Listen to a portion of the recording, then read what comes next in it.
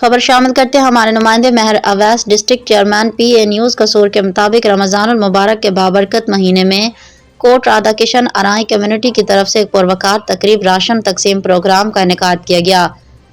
جس میں خصوصی شرکت چیئرمین ارائیں کمیونٹی پاکستان میاں مطیع الرحمان اور ان کے ہمراہ مرکزی فائنانس سیکرٹری میاں مظہر آفریدی، ڈسٹرکٹ صدر قصور میاں پرویز منظور اور کوٹ رادھا کشن کے نمایاں سیاسی شخصیت چودھری محمد علی امیدوار، ایم پی اے پی پی 175 سیکرٹری انفارمیشن ڈسٹرکٹ قصور مہر اویس اور علاقہ بھر کی سیاسی، سماجی اور صحافتی شخصیات نے شرکت کی اور تقریب کے تمام شرکاء نے ارائیں کمیونٹی کوٹ رادھا کشن کے اس نیک کام کو سراہا۔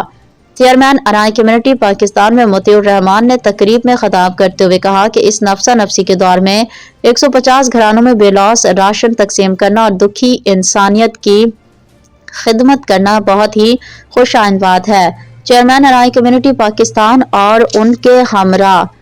پوری ٹیم اس نیک کاوش پر مبارکباد دی اور نیک تمناؤں کا اظہار کیا اور آخر میں دعائے خیر کرتے ہوئے بالخصوص ملک پاکستان اور افواج پاکستان اور ارائیں کمیونٹی پاکستان کے لیے خصوصی دعا کی گئی۔ خیر اندیش مہر اویس، سیکرٹری انفارمیشن ڈسٹرکٹ قصور ارائیں کمیونٹی پاکستان۔